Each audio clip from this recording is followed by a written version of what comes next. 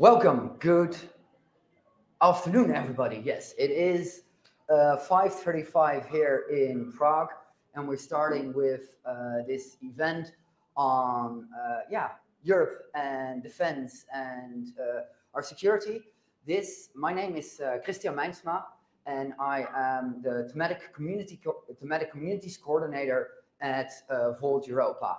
And this event is the third event in a monthly events chain, which every month with a different thematic community, a hybrid event in a different country. Thematic communities are for Volt the communities where grassroots policy making happens, where people, experts and initiative takers can come together to talk about how we want to improve the world. And here today, we're together with the defense and security community, the DEFCON. So a bit of a big shout out to them as they made, together with Volt this day possible. I'm not standing here alone. I'm standing here with Adam. Yes, my name is Adam. Welcome everyone to this stream and to the live event. Today, we're helping to host this event with Volt Czechia, and I'll be moderating the panel part of the event. One word of caution, because of, let's just say, logistic issues, our keynote speaker will not be present here in person, but will instead make his speech via the online link. That's correct. Yes, then, as Adam said, Teun, our first, the keynote speaker, will not be, unfortunately, not here present today, but he is present online. Teun Janssen is parliamentary assistant to the Volt team in the European Parliament. He works mainly for Reinier van Landschot, who is one of our MEPs in the European Parliament. And Teun knows everything about defense and security, foreign affairs, and works on these topics in the European Parliament. And is he available? Yes, I am. Hi. Hey, Chris. Hi, Teun. Hey. Good to have you here. Good to be here. So, do I need to add anything else to your introduction?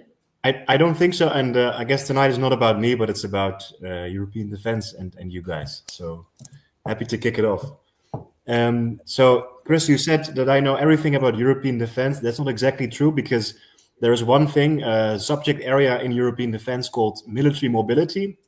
And it's about how we move basically military equipment from west to east, right? Stuff alongside railways, especially. I'm clearly not an expert on that, because this morning still I was in Cologne and I was stuck there in the train station because the trains didn't run. So I'm very sorry I can't make it. And actually, if this was a test of European railway infrastructure and moving equipment around, I think it failed, this test. So that's just to kick it off with. But I'm very sorry I can't be there with you guys. My Volt adventure actually started in 2020 in Prague, in Czechia, when you had, I think, 5 or 6 members. And look at you now, you're organizing events like this, and you have many more members. So that's really cool to see. Many thanks indeed to Volt Czechia and Volt DEFCON, who I work with quite regularly in the European Parliament on policy as well, on substance. And it's good to know that, in a way, Volt Czechia already has 5 MEPs, 3 German, 2 Dutch technically. But every day we work on topics that also concerns Czechia. And when it comes specifically to defense, of course, Czechia is a very important country, right? Because of, for example, this ammunition initiative, producing 155mm ammunition. That was really a Czech leadership. But also, there's a huge potential in the defense industry for Czechia. And that's not mutually exclusive with the Green Deal, for example, or employment, which is something where Jan and Mikulas will talk about much more later, because they're the experts on this. I want to discuss with you in the next 20-25 minutes or so 3 things. The first is, what is Europe already doing when it comes to defense, especially since the Munich Security Conference in February, and what is it not doing especially? The second thing, what is Volt doing or trying to do to influence these decisions with our limited power that we have? And what should a European army actually look like in practice? Now, I don't think I can see the room right now, But I want to just check with Chris and Adam, like if we can have a show of hands of who amongst you in the room right now thinks a European army is a silly, unpractical pipe dream that will never happen. Like it's a pointless idea. Okay, there's a couple of hands. Okay, so my job or my pitch for the next 23 minutes now is not just to convince you, hopefully, that it is realistic, but actually that it was hopelessly naive not to be in favor of it. Because that's also the title of my talk, Europe Cannot Defend Itself, or How I Learned to Stop Worrying and Love the European Army. To kick off, my first job in Prague was actually working for a memory institute dealing with the remembrance of totalitarianism. And that's also the first slide I want to discuss with you, which is that in a way, Czechia is a very fitting location for this discussion. And I hate to kick it off like this, but it's just very real that in a way, I don't have to explain your history to you. In a way, we're back in 1938. We're in a situation where a country that is a democracy, a consolidated democracy in Europe, is being attacked by an autocratic regime, maybe you could say a fascist state. And there are supposed allies of that country trying to throw it under the bus. And look, there's doom scenarios to sketch here. I'm not the one to make predictions because a lot of defense experts make predictions that never come true. But if you think about what happened in 38 and how the Allies didn't stand up with and for Czechia, Nazi Germany absorbed the massive Czechoslovak defense industry. Right, Skoda produced armored vehicles, the Bren gun, even famous machine gun, which provided the Nazis with many of the equipment they then needed to invade the rest of Europe. And in a way, the doom scenario would be that Ukraine is fully usurped by Russia if we really stop supporting it. And then the Russians have a way bigger potential to potentially even threaten Europe at large. But luckily this time, while the Americans chose the wrong side of history, we have the European Union that's still to make up its mind. And I think for many ways has good cards to play to help Ukraine to fight, which it is fighting, unlike in 1938. We're here because a few months ago, we had a meeting in the Oval Office where there was a visible fight between Volodymyr Zelensky and the US administration. Doesn't really matter if that was orchestrated or spontaneous. This administration in general is a bit of a shit show, as we've noticed every day. Half my job is now writing statements about it rather than actually doing my literal work. But this definitely caused, amongst, I can tell you, policymakers in Brussels, experts, defense people, it did really change the game. So we always talk cliche about wake-up calls in Europe. This really was one, although I'm afraid in the past weeks, again, it's been sliding back into pacifism, but I'll get into that in a second. But what have we done? Because in a way, Europe is half awake now. So there are finally discussions and concrete plans being proposed on financing and the defense industry, which, and this is a very technical discussion, so I'll keep it very tangible. But basically, there are three elements of the plans that the Commission has proposed. One is to say the EU as such creates loans, right? And those loans can be used by member states to jointly procure equipment that is useful for all the member states. Like think about satellites or long-range air defense. That's safe, 150 billion.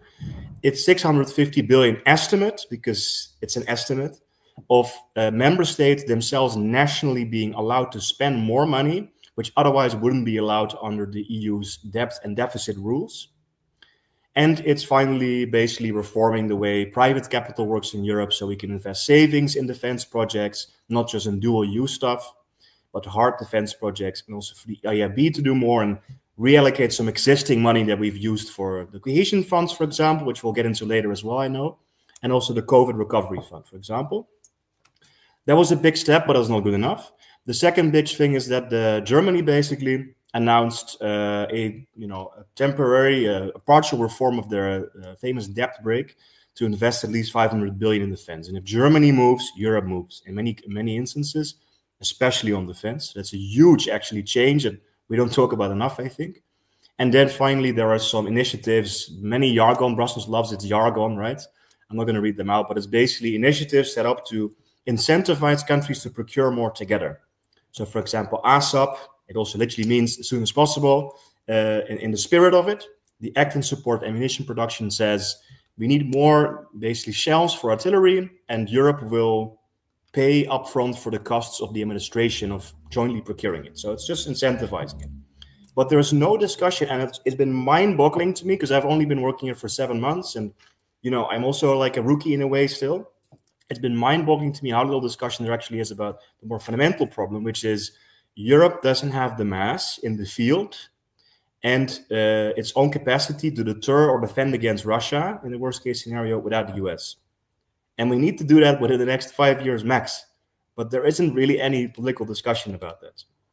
And that's where we come in. And I promise you no death by PowerPoint, just a few slides that have a lot of information. But I want to give you a bit of a taste of what we have been trying to do to bring it in that direction more. So there was this white paper on the future of European defense, basically a long strategic document saying, what does Europe need to do in the next 5 years to prepare itself in these crazy new times of Trump and Putin, right? And there was a lot there about financing and industry, but very little about what do we do to get our own command and control, our own strategic enablers like satellites and logistics, but also to have our own joint forces as Europe. And we really wanted an ambitious plan that had new joint debt. That's the most efficient way to raise money at low cost to taxpayers. And then basically giving the European Commission a mandate to buy on behalf of the member states. So you have one tank type, one frigate type, one fighter jet type, and it's way more efficient and you create economies of scale. With some success, I can't take credit for something. You have no idea how it landed on someone's desk, but the final version did include a very specific list of capabilities that we were really pushing for as well, amongst other things I won't get into. There was also this more concrete program about the defense industry, which was legislative. Renier was also there involved as a negotiator. And there we really pushed for having this, really integrated single market for defense, where also startups for drones or AI can really grow, as we'll get into later also with the other speakers. To create a breakthrough tech hub in Europe, an example of DARPA in the US, and to include already Ukraine into all of these defense initiatives. So they can already kind of be a member state on defense even before they're fully a member. One very frustrating, but also a very fascinating thing was trying to steer the Green Group into a more ambitious direction on defense, because traditionally the Greens have very pacifistic background, especially Southern European members. And it was very emotional discussion, for example, to talk about something like, should we accept the fact that the Baltics exit the Ottawa Convention banning landmines? Because realistically, of course, we need to create a border fortification against Russia. But to think about stepping out of international agreements meant to prevent cluster munitions from harming civilians is very tough. So it was a very long discussion just to get a sense of the emotions behind some of these people who don't have an affinity about defense or come from countries that are not traditionally thought about defense. But we're really, I think, going in a good direction. We've really changed our minds on many things. And finally, we did stuff more on the sidelines, informally, trying to push in all kinds of directions to really help Ukraine. For example, to have a no-fly zone already now over Western Ukraine, to send a credible force to deploy inside Ukraine by Europe, to seize the Russian assets fully and use them for its defense, to invest directly in Ukraine's own capacity to produce military equipment, and to really have a European, Ukrainian-owned plan for peace, rather than waiting for the Orange Man in the White House to come betray us like in 1938. So a lot of stuff we've done, but we'll get into the questions maybe if you have more interest in specific things we've been doing. The other big thing that's been happening, and it's kind of a question mark still, is this coalition of the willing discussion. So that the French and the British have said, we are going to, as part of whatever future peace deal in Ukraine, send in basically European forces to protect the peace, right? So that there is a real credible security guarantee and not just blah, blah, blah, like a piece of paper like the Budapest Memorandum was, and not NATO membership, because the Americans don't want that, right? But basically something concrete. But it's been, again, the first week I was like, yes, finally we're talking substance. Finally, Europeans are not blah, blah, blahing on jargon, but we're actually doing stuff. Military planners are getting together. We have defense ministers discussing details, but it kind of fizzled out again a little bit. And I got to say, in recent weeks, the ambitions are getting downgraded. Now they're not talking anymore about troops, but only air and naval assets, and then training the Ukrainians to build up their own defense. Because fundamentally, and you might hear this in different places, that Europeans can't do this without an American backstop, that like Europe is incapable of defending its own backyard. That's bullshit. So I have seen the figures. We have the brigades, we have the equipment, we can do a lot, but it means fundamentally you accept risk. You accept the fact that if the Russians test that force, which they will, they're Russians, that you have to accept the risk that your soldiers might be at harm's way and that you might have to go in all the way, basically, to defend that country. So it's a very emotional political discussion rather than on theory, right? It is theoretically possible, but we will not be in as good as a position as if we had the United States to help us, right? But I really want you to understand that it's a very emotional discussion. Why is that important? And then I'll get to why a European army might be on the table. So why is it important to talk about this reassurance force? I have 8 assumptions for you. Maybe you disagree with me, but I believe these. And I'll read them out. First assumption, that Russia still seeks to destroy the EU and NATO as its fundamental foreign policy goal. Read Putin's speeches, you know, think about what he said. It's very clear to me, at least, the current Russian leadership wants that. Second, Russia is building up forces more than it needs in Ukraine, and it's actually putting its most advanced new troops on the Baltic frontier and in Finland, not in Ukraine. That's also a fact. Thirdly, the United States is no longer a reliable nuclear option, literally in terms of its nuclear deterrence that it will provide. There's been doubts about that now, but also as in the cavalry, the backup. If Russia invades the Baltics, will the Americans come to our aid? Who knows? Fourth assumption, the US is going to divest from NATO, controlled or not. You have Mark Rutte trying to make it a very, you know, controlled transition, but it's clear the Americans want to get out of NATO immediately or in a couple of years. It is going to happen though. Fifth, Ukraine is the only European country with actually a serious army that can fight a long-term war. It's showing it right now. And Ukraine is currently preventing Russia from seriously testing NATO's collective defense clause, Article 5.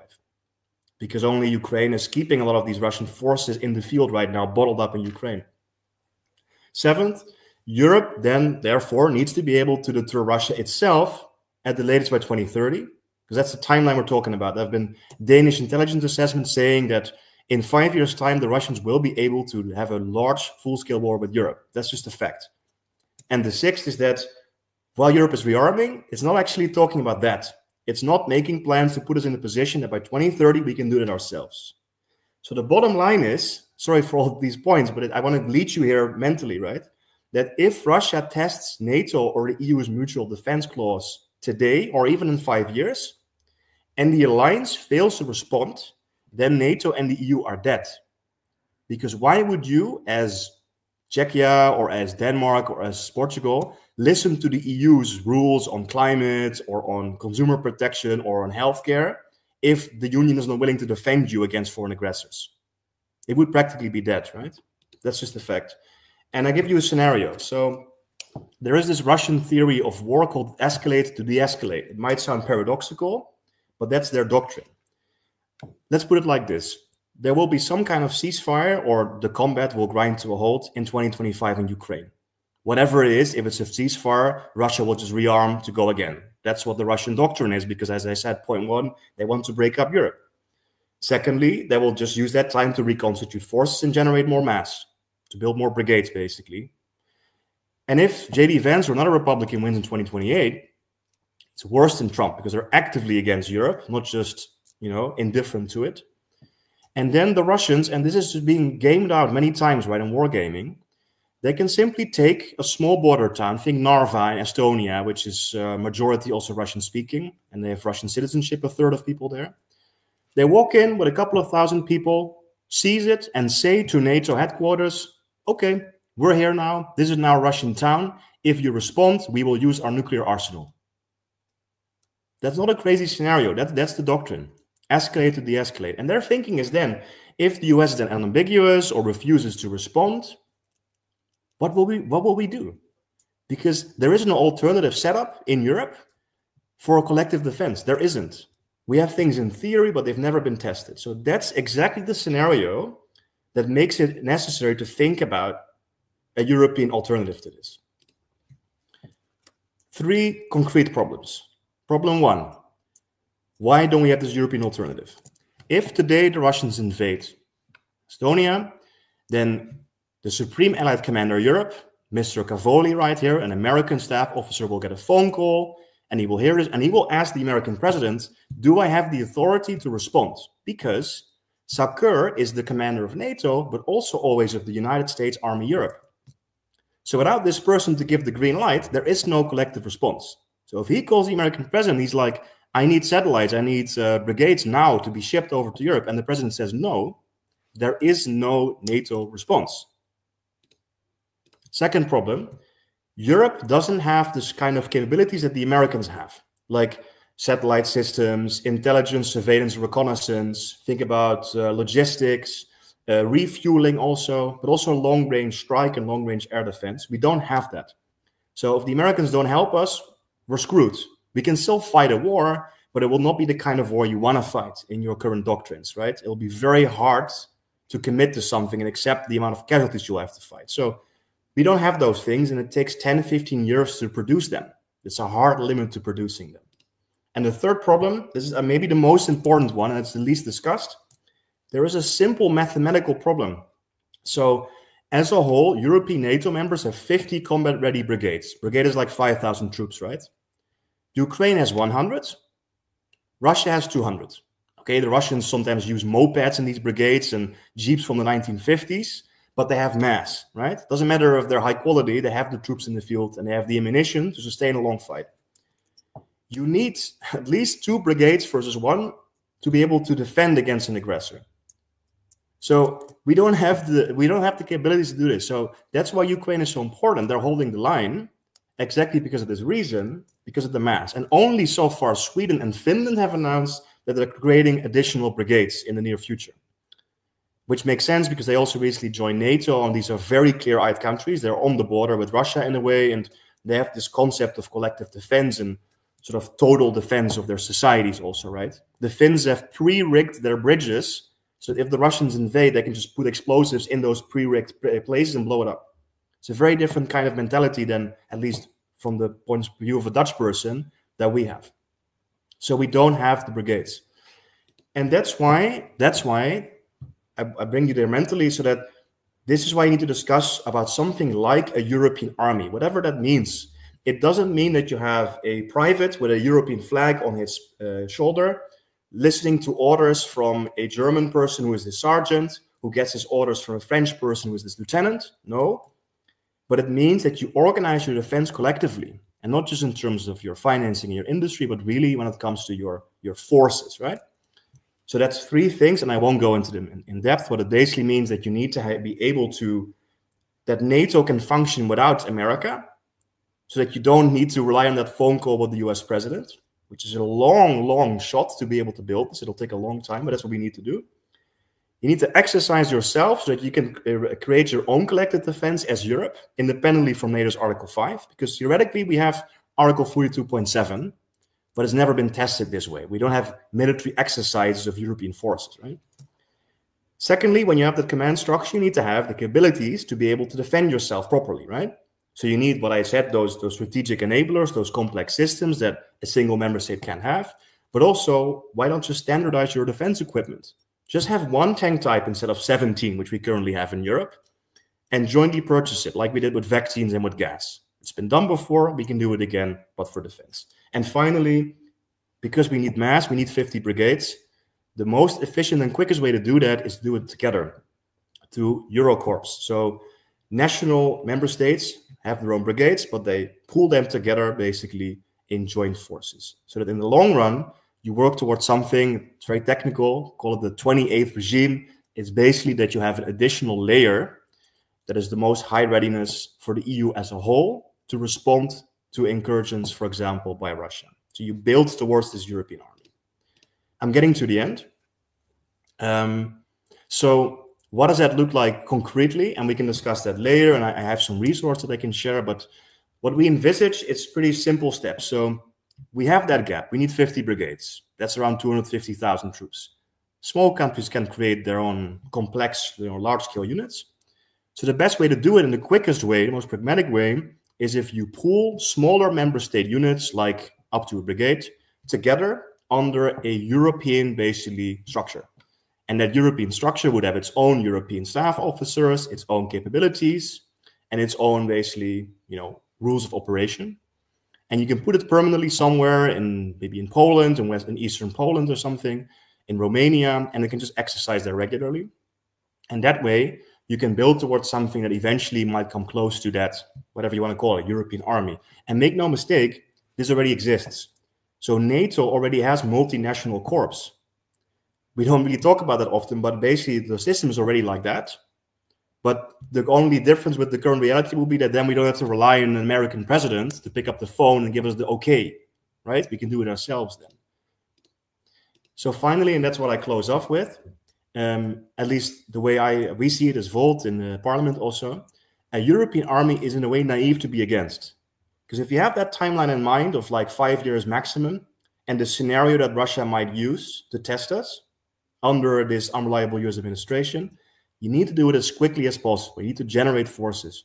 And that's what Zelensky understood very clearly, right? Because he's the leader of the country at war with Russia. He's the most clairvoyant on this. So he says, this was in Munich already, I really believe that the time has come that the armed forces of Europe must be created. Let's be honest, now we can't rule out that America might say no to Europe on issues that might threaten it. Europe has everything it takes, and that's important. We have what it takes. We need to be, willing to do it. We need to stop reacting to what the US is doing and start believing in Europe's own strength. And I close off with the guy who is paying for my rent, and my boss. I don't really usually call him my boss anyway. That's Renier. This was a speech that he gave after we finished negotiating on the white paper on European defense, which we thought was inadequate, even if it was a good first step. This was his closing remark. Europe is a peace project, but how can we be strong enough to defend it? The answer to that existential question is simple and consists of 3 things. Unite, unite, unite. Let's not wait for war to unite us. Let's unite to prevent war. Europe is... There you have it. So maybe I'm overestimating my ability to convince people, but now I want to check in the room. Again, raise of hands if you think European army this time is a great and very realistic idea. It's a bit of a bias in the room, but... Hands up. Okay. Cool. Okay. I don't really know. Maybe it was anyway. So I hope that was... but anyway, I think we have room for questions and stuff. Let's see how it goes. But yeah, thank you. Yes, thank you, Teun. Quick intermezzo. We heard from the chat that our microphones here were not that loud to hear. So I want to do a quick test with the audience watching at home. If I hold the microphone like this, it is loud enough, and quickly test other microphones. So I will look now at the chat. And if I'm holding it like this, is it loud enough? Somebody in the chat say yes, no. Then we just assume it is okay. Teun, thank you very much for your talk. Very inspiring. And we can see that you been working on this for now quite some time. It is interesting to see all those different initiatives that are now happening at the EU. We know actually now also at the moment that the European Commission is working towards the new multi-financial framework for funding different programs in the EU. Do you see how defense is being discussed in those in that framework? Yeah. So great question. So first of all, I work with colleagues from different countries in the delegation involved in the parliament. We have 5 MEPs, 20 assistants, and they all work on different things. So industry, energy, climate, gender. And of course, they all need money for something. So it's a kind of a running gag for us. Every Monday, we're like, okay, who needs money for a new idea now? And then raise your hand. So we're already up to like a couple of trillion euros that we need from the budget to do the things you want to do. But basically, here's the thing. So there's a sense of urgency. You need to separate, on the one hand, the stuff we need now off the shelf and the stuff you need to do to be in a position where you're more autonomous as Europe. What you currently need is simply mass. I talked about this artillery shells, air defense munitions, storing this kind of stuff. You need that now. So you need already to spend money way ahead of the MFF. You mentioned the budget. The budget will only change in 2027, right? So you need to pay up front to get that stuff, because the Russians will not wait for our nice little budget negotiations, right? We need that stuff now. So that's one thing. And that's what this readiness 2030 that von der Leyen announced is about. But then the big thing is indeed about the budget, because the budget shapes also the productive engines of your economy. Then you're going into things like, hey, do we create these breakthrough technology hubs? For example, in the US, DARPA was the one that created the internet, right? We need a European equivalent of that, risk-taking, scale-up, really, breakthrough, innovative solutions that also might benefit the civilian economy, right? And that's the other big problem that Europe has right now. It's very technical, but there's Letta and Draghi reports. We're not competitive enough. We have many talent, we have many good ideas, but we can't scale them in Europe. They go to the US usually. So that's why it comes together, right? The MFF is really going to be about how do you create a competitive economy and make the sustainable European defense industry also. And then you need a lot more money than the 500 billion we basically need for the short term. Thank you, Teun. I completely understand the answer that we should not wait for these investments, these financials, until, let's say, the new multi-financial framework. Something that relates to that also comes to mind is NATO and the US. So in your slide on with assumptions, it was clearly like that, okay, we are considering that US is divesting from NATO. Is there any talks, any serious talk, like what are we actually going to do if now at the next NATO conference in The Hague, the US might not show up or shows up with Vance and says, sorry, but we're stepping out of NATO? Yeah, so that's a tricky one, because indeed on the one hand you have the political discussions. Of course, no one will say out loud, Macron, Starmer, even Merz, who goes pretty far actually, they will never say out loud, oh, screw the Americans, will do it their own way, right? Because if they say that today, then we're vulnerable today. But they know it, that we need to do it, and behind the scenes they're working on it, but you can't say that too publicly unless it's already, we have a plan B, right? So we have to work on the plan B, while in a way, it sucks to say, we're going to suck up to Trump for a couple of years, just enough to not make him withdraw the 2 tank brigades he has in Europe right now. That's kind of where we are at. So that means that Mark Rutte is constantly running around between Washington and Brussels to liaison and bring people together, even against his own sanity probably. It also means that Merz and Macron and Starmer will go back and forth with Washington to try to mediate between Zelensky and Trump for as long as they can. But rest assured, like I said, the urgency isn't felt enough politically, even though citizens massively, I think, back something like a European army and an autonomous European defense.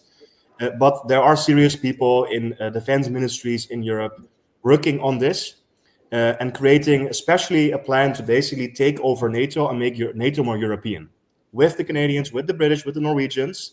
But that's the way to go. But you can't talk too much publicly about that, right? But again, it's not enough because they don't talk about creating their own forces, which is what Volt is basically calling. So it's talked about, but not publicly. But we now talk publicly about it. I guess, yeah. Amongst friends. Other question before I go to the questions in the room, but also from the online audience. You talked about the steps towards an European army, European troops. We are now also looking at the context of the Russian invasion in Ukraine. European troops, boots on the grounds in Ukraine, yes or no? Yes. Yes. Yeah. I heard some cheers there. You want me to? I mean, okay. Well, okay. So, there's some nuance there. Yeah, because look, I hate it when people who don't know shit about this subject talk like, oh yeah, let's just no, like it's life or death, right? It's very serious, and it's about a risk that will bring you into potential conflict with Russia. But I think if you know a little bit, even the basics about Russian history and what's been going on since 2022, it isn't really a choice, because their fundamental goal is to destroy us, to destroy liberal democracy in Europe and across the world. So with that, you don't really have a choice, but you have to think very clearly about what do those soldiers need to do a job that will allow Ukraine to continue to exist as a viable, democratic, stable European country, right? And for that, they need serious capabilities. You can't, what the Greek government, when Macron and Starmer were saying, we need to have boots on the ground, they said, yeah, so we can send some peacekeepers, but they only under a UN mandate if the Russians agree. and then they don't bring weapons, and we ask the Russians nicely that they also don't bring weapons. But if they shoot at us, we have to immediately withdraw. That's not serious, right? I mean, actually, that puts your troops more at risk. That's irresponsible, I think. So again, it's, you know, yes, but you really need to be very on top of your shit to make this work properly, right? Thank you, Teun. I will now go to questions from the room here in Prague, but also online questions. And I already see here a question all the way in the back. Speak loudly in the microphone. I'll try. I will do my best. First of all, my name is Mikołaj Buszman. I'm co-president of Volt Polska, and I wanted to thank you, Teun, for the presentation and for the speech. So just to be clear, I'm of course supporting European Army, but I have a few concerns that I would like to address. So if we remind ourselves the reaction of Europe and of the world after the start of full-scale war in 2022, the majority of countries, especially Germany, France, and other big players, were quite slow and weak. So my first question, how we make sure that the European army will be operational, will be fast, will be strong? You speak that we wouldn't like to be independent from Trump's decision on NATO, but on the other hand, I'm not sure if I would like to be independent on the decisions of von der Leyen, Scholz, Merz, Macron, or anybody from AfD. Yeah. So that's the AfD. That's the first question. Second question, regarding common market. So there is this mechanism called NSPA, NATO Support and Procurement Agency. And I'm wondering if that would not be a duplicate of already existing mechanism in NATO. And the third question, very short, do you think that EU army should be really an EU army or European army, including Ukraine as well? Thank you. Yeah, cool. Really nice questions. So, and I share your concern because, again, this is such a sensitive topic, you need to get it right. And your final question, the answer is just yes, because, again, I mean, that's also what I try to talk about with the brigades, even just the math of it. We need Ukraine in. If we don't have Ukraine in, we're weak. So it's just a matter of that necessity, but also of I think, moral responsibility because of what's been happening and how many people have been dying in Ukraine. So that's one. So yes, but also think about Moldova, for example, which produces a lot of cables you need for military vehicles. You also need to bring them in. Other countries that if they are unstable, it risks making Europe unstable as a whole. You need to think of it as a bit of bigger space. Secondly, you're right. Of course, I mean, it's not like I'm also not saying let's tomorrow create this European army and then have the current EU system decide where your boys and girls are going to go to fight, because that makes no sense, because the current way you actually have Orban being able to veto things, or, you know, you have other countries that might not agree with you. So this vision of the long-term European army, right, which is a fully integrated armed force, of course, always has to go with at the same time, a real European unity, right? Like a treaty change that makes Europe a fully functioning, united, basically, union with its own powered parliament, with abolishing the veto, with other things like that. So Europe would look very differently when we get to the point where you have something like a European army. So that kind of is a sort of, it will have to go hand in hand. But, and what we envisage as the short term, that's also what I'm saying, basically, it would be right now idealistic and I think naive to think that we can just have a European army in the next 5 years. It's not realistic and it won't get us to the place we need to be. And that's why I'm saying, let's just pool national brigades. So they are still run by, you know, Polish officers, these brigades, right? They are controlled and run and operated by Polish people, Polish soldiers, but they would be pooled under this multinational corps, which again is already something that we have in NATO, right? So that's basically the difference. And finally, on the procurement agency, so yeah, NATO has a procurement agency. The EU also has different types of procurement agencies incentivizing common procurement, like in the European Defense Agency.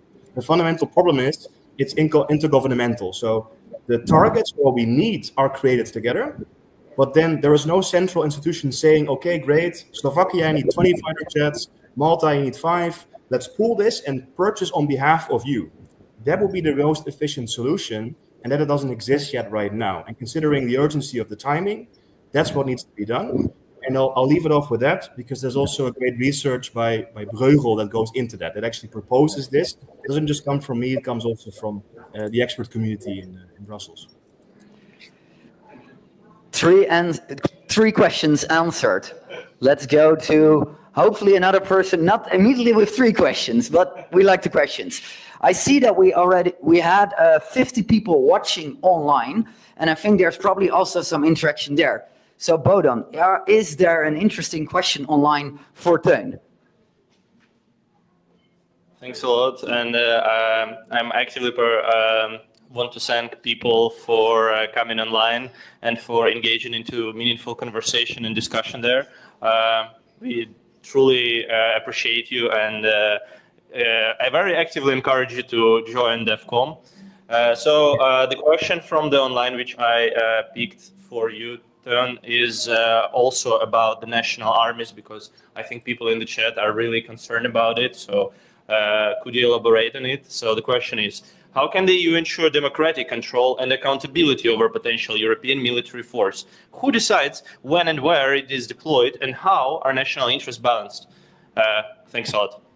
Yeah, thanks. This is I think the most important question, and it keeps coming back for good reasons, because this is the most sensitive topic about when it comes to sovereignty or identity, right? That, like, who do you want to, in a way, risk dying for? Like, it's really something that goes to the root of your of feeling about your community and who you are.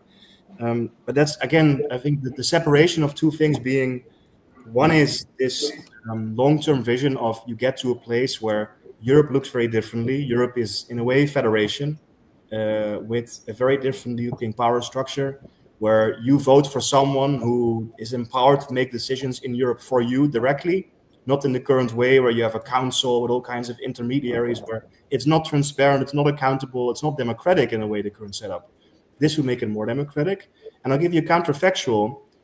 More Europeans have been dying in private military companies since the war in Afghanistan than in foreign wars, at least EU member state militaries, right? This is also outside the law in a way. It's not, controlled by national parliaments. And the other thing, again, is that in the short term, so what we're proposing with these multinational cores, that's in a way already the way it works. So it wouldn't necessarily be, by the way, that we send people abroad, right? The point is that you have collective defense only on the EU's own territory, not for sending troops abroad, where if we are attacked, a command structure starts working to deter that attack, right? So it wouldn't be that we say, let's go to, I don't know, like the Sahel or something for France, or we go to defend Taiwan necessarily. That's not what this will be, right? It's just for the collective defense of our own EU territory. But you're right, this is a very sensitive discussion, and we need to look at the fine print of these things, right? That's why we're just starting this discussion right now with some of these ideas.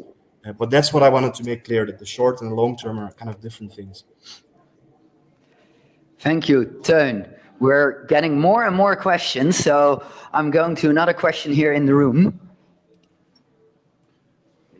Good evening. I'm Václav from Prague, and my question is this.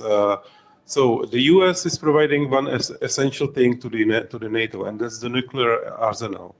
How are we standing as Europe in this regard? Does France want to share their capacities, and is there any framework for that existing, or what's to be implemented? Thank you. Yeah, this is okay. So this is the well, not the elephant in the room, but the nuclear topic, literally. So the nuclear topic, the nuclear option. Yeah, the nuclear option. So okay, so at the end of the day, of course, the only reliable thing you have to deter someone from invading you is that you say, at the end of the escalation ladder, I have nuclear weapons to deploy, right? It doesn't mean that you use them, the first Russian tank that crosses the border, but it's there in your mind to psychologically deter someone. The thing about this is that to have an effective nuclear deterrent, you need a layered deterrent. You don't just need, for example, the British have submarine-launched ballistic missiles, right? That's one element of your escalation ladder. But in a way, if the Russians, like that scenario I described earlier, right? If the Russians take Narva, right, and they say, test us, Europe, do you really think the British will launch a massive nuclear weapon from a submarine to destroy Leningrad in response? No, you need different steps in the escalation ladder to basically manage that, right, at a lower intensity. And that's the problem. So America has 3,000 nuclear warheads, the Russians 4,000. We don't know how many operational. It's Russia after all. But it's not just about the amount of stuff you have or the types of nuclear weapons. But that doesn't mean that Europe should suddenly start building nuclear weapons or like to proliferate. For example, like Poland and Germany are now basically signaling that if we don't have a European solution, that they might themselves develop nuclear weapons, even if that will take a long time. I think the solution is because of that military technical reason and because of the risk of proliferation. And of course, if we do that, then the whole world will stop, you know, basically not having nuclear weapons. The Saudis, the Japanese, the South Koreans, they might all pursue nuclear weapons. The way to go is to have a Euro deterrent. So the French and the Germans extend their nuclear umbrella to EU member states with very clear rules of engagement of when they can use them or not, right? And that basically then we do it that way. It's not optimal because we don't have those, you know, same steps in the ladder that the Americans, for example, have. We should develop those, but we shouldn't basically be constructing hundreds of nuclear weapons. The problem with that is, though, eventually, and by the way, yes, Macron did offer to do that. The French have extended that offer to the Germans. The Germans have accepted, by the way. So it's actually a huge step. But the problem, of course, again, lies in the previous question. Who is in the end going to turn the keys, right? I mean, you really want Le Pen to be in charge of your nuclear deterrence? You know, if she would. I believe Macron said that in the end, still a Frenchman will be the one to push a button, yes or no. So practically, that's the way it is. I mean, then you just replace an American unreliability with a potential French unreliability. So then also why we say, in the long run, you need a fully Europeanized nuclear deterrent. It sounds scary. It doesn't mean that you want to build more nukes. You actually should disarm nuclear weapons everywhere across the world, right? But the command and control should be Europeanized. And that's a long way to go, I know, because we first need a democratic union. But that's the end stage of this discussion, basically. But yes, it is happening, and the French have invited the Germans to do this. Actually, you mentioned Sweden. That's true, actually. They mentioned Sweden. They have extended offer to Sweden. But first, a democratic union with Europe to decide on this command and control. I see more questions popping up. So also from our amazing online audience. So I'm going there again. Oh, and thanks again. Again, encouraging online audience. You're really cool. So a quick question from people in the chat. It's what grade does Volt give the European Commission's white paper, and what key elements does Volt believe it is lacking? Thanks a lot. Okay, thanks for the question, and I'll be a bit briefer this time also. I'll give it a 6.5 out of 10. Because while it does address the issue of financing and it will raise enough money, it doesn't do it in an efficient way, because in a way it's wasting money if you say every country can just spend, and you hope they do it jointly, but basically the most efficient solution was to have Eurobonds and just get countries to procure together. Then you don't have to spend €1 trillion. You can do it with 600, right, or 650 billion. So that's one. And secondly, the big critique we have is that while it leaves open the possibility for joint procurement, and the 150 billion in SAFE are meant for joint procurement of strategic enablers, it's kind of a voluntary thing. It's only says, and I think the quote, leaves open the possibility to ask the European Commission to think about procuring on behalf of the member states. So it's a very maybe, right? That's the way to go. And finally, that we've discussed, it doesn't go into capabilities and the forces question of you need to have your own autonomous European pillar in NATO. That is not what it is discussing. That scares me a little bit. But again, because it's politically hard right now to tell the Americans that we're doing that openly. But that's what I'm missing still. So 6.5. I think we have time for one more short question. Somebody here in Prague.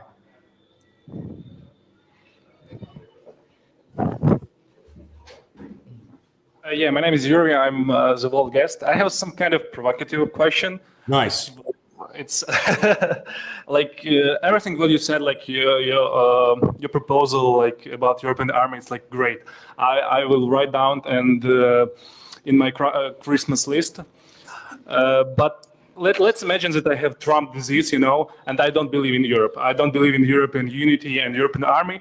And I think that like the best thing is to invest in Ukraine, like for maximum. Yeah. Because they know how to work with Slovakian Zuzana, they know how to work with German Iris and Patriots and so on.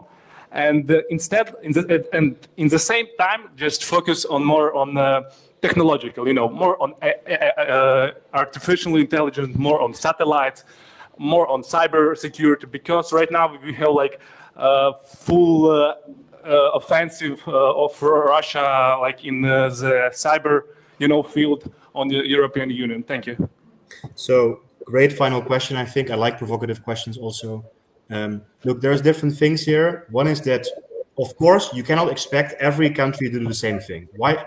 Spain and Portugal are not going to focus on fortificational efforts. That's the Baltics and the Czechs and the Poles and the Romanians. The Dutch might be specialized in naval missions or special forces. Not everyone has to do that, right? So one is specialization, especially in the short run. Before we get to this, Christmas tree that you describe of the European army, you can allow some countries to specialize even regionally. Like the Nordics, for example, have now pulled their air forces together. That's also one way you can do it regionally, not just bilaterally. But at the same time, while I get your question, it's good to, as Europe, focus on specializations also in terms of technological assets, which we have much more of than the Russian. That's our edge.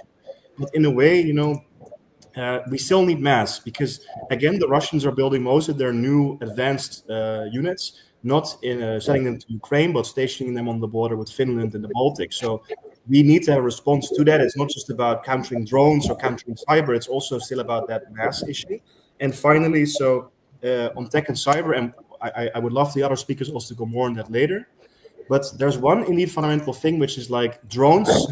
I also went to a drone factory in Kiev in February this year, and I visited one of these, and they had like 6 different iterations already of the same drone in 3 years' time, and they were building thousands of these. The Ukrainians actually have plans now to produce millions per year.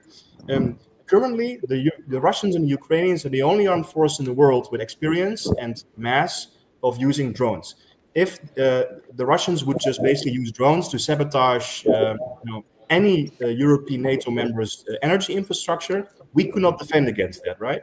So you need to indeed also look at what are the innovations of this war, how can you counter them, and tech specialize, and what are our own edges as Europe, because we have a fundamentally bigger economy than Russia, right? 20 times bigger. But still, you need to have the basic mass stuff also covered. And finally, I'm really finished there. I totally agree with your original sentiment. Ukraine is the first line of defense, not just in a cynical way of this is where the brunt of the armed forces of Russia are currently located, but it's also fundamentally Europe will not survive as an entity if Ukraine doesn't win the war, because it will be morally bankrupt, right? If Ukraine is somehow we impose this messed up, fucked up American peace deal, which is basically a surrender on Ukraine, Europe has no right to exist, in my opinion. So it's also because of that we owe them this. So I'm fully with you for practical and for these reasons as well. Thank you, Teun. With this, we are closing this first part of this event here in Prague, but hybrid also on Volt Europa YouTube.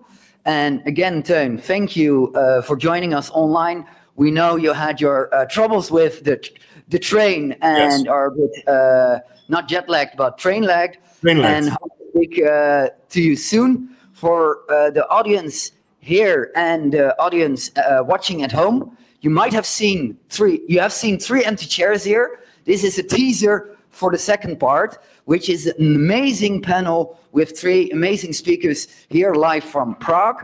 But before we go there, I want to announce a very short break of 6 minutes, maybe a tiny bit longer, but assume 6 minutes. So be back here at 18:35. With that, again, thank you, Teun, and thank you all the watchers online and here in the room. Cheers, everyone. Have fun.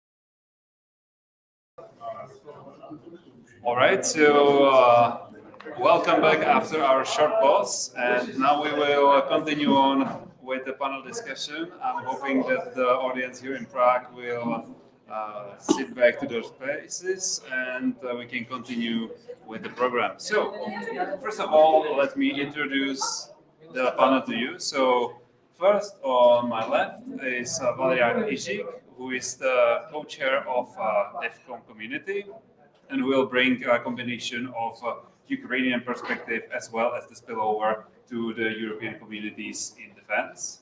Then, on the second,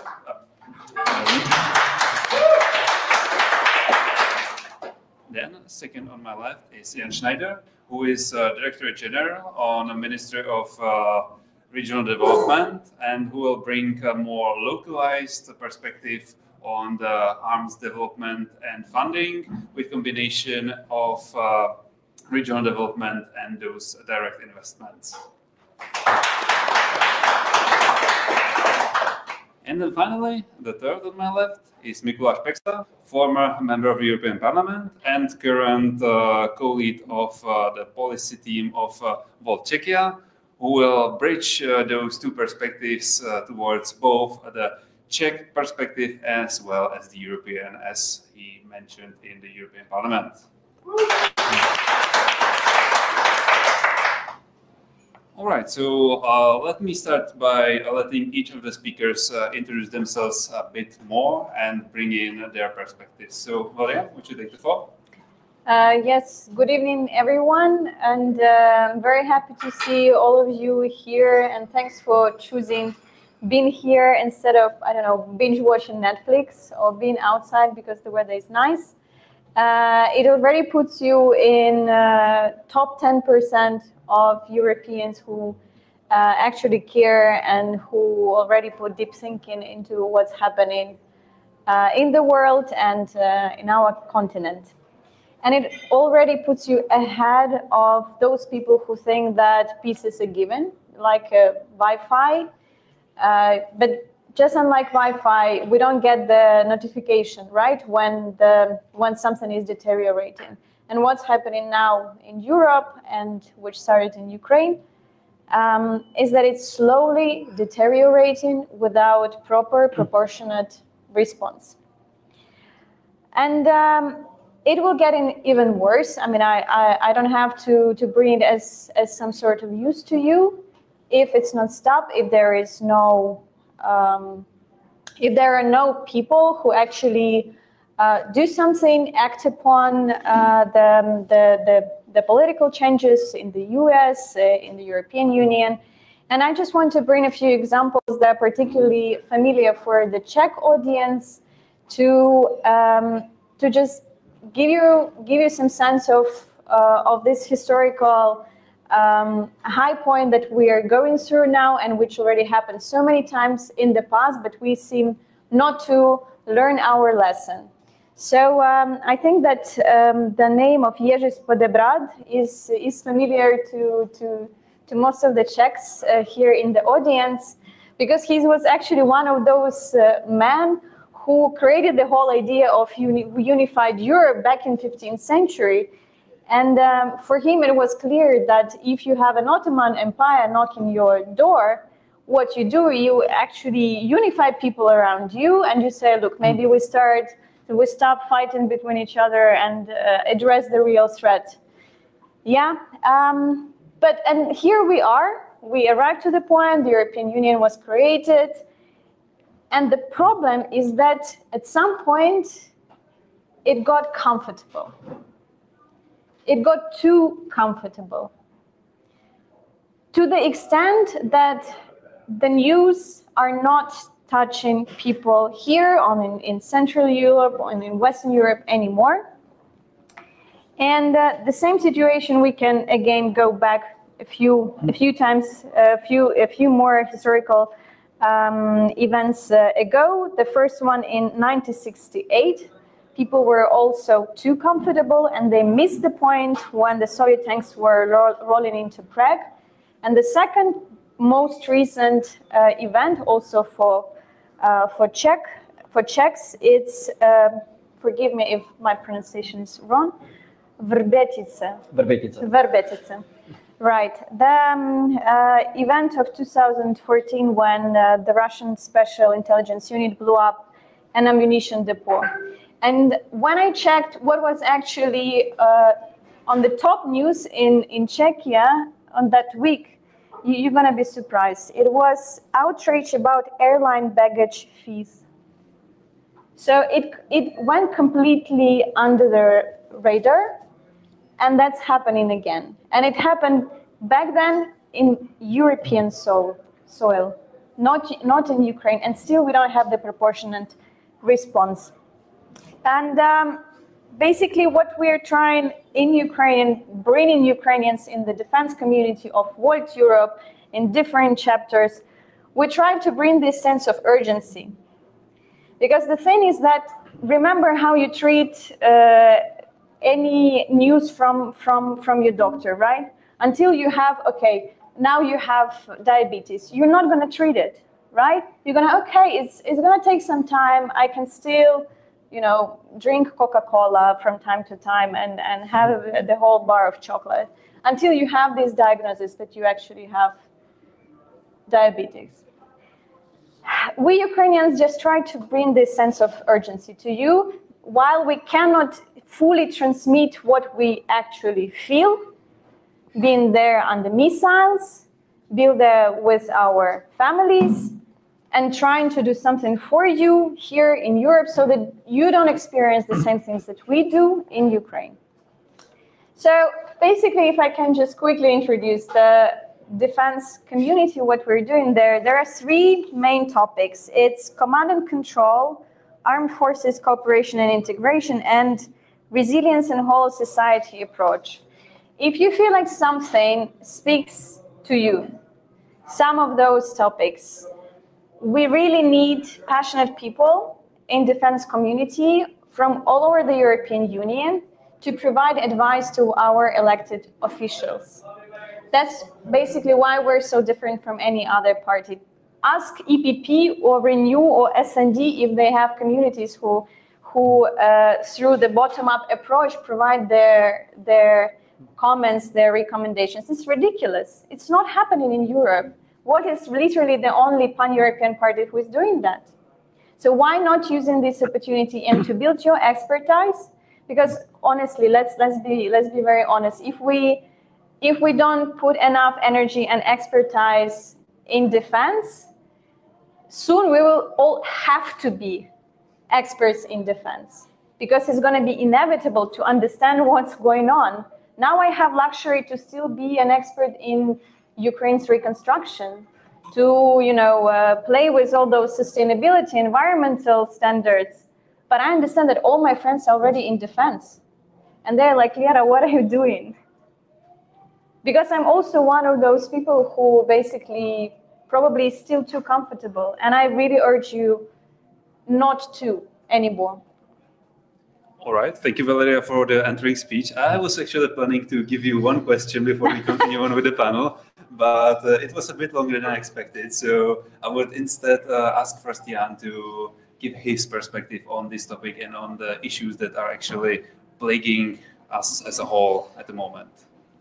Yeah, hi and good evening or afternoon to all of you. I will be a little bit dull after the wake up call, but the issue that we are dealing with in the ministry is to try to bring some reasonable way of developing the regions, and we are of course using cohesion in that. And what I want to talk about and what I will talk about is how we view this new, let's say, defense industry build-up and generally new defense, let's say, wave in Europe as an opportunity, because there is a lot of talk and a lot of fear that we will have defense instead of cohesion, and why we think this that it might not be a bad thing, because of course, we need cohesion not only for, let's say, economic growth, but we also need cohesion for resilience, because, and this cannot be overstated, because we need resilience, we need the people believe in their country, to be connected with their country. And if we have regions that are left behind, and if we have people there that we forget about, then it might come back to bite us in our bottoms if hard times come. And as we all know, the hard times are upon us. Maybe not directly here in the central of Europe, but very close to us. So it is important to think about these things. And what we are trying to do is come up with ways of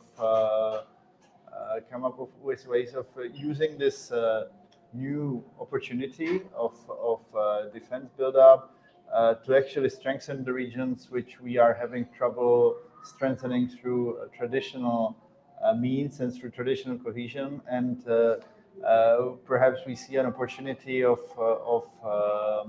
succeeding with defense where we failed with or where we had limited success with cohesion. So our way of thinking, and we have I would say good understanding about that with the Ministry of Defense and the people, is to try to give let's say local dimension to the defense buildup, and from both the point of view of let's say strengthening the Czech armed forces and their capabilities, but of course, and this is more on par with us because it's say more tactical with the direct armed forces, but with the dual use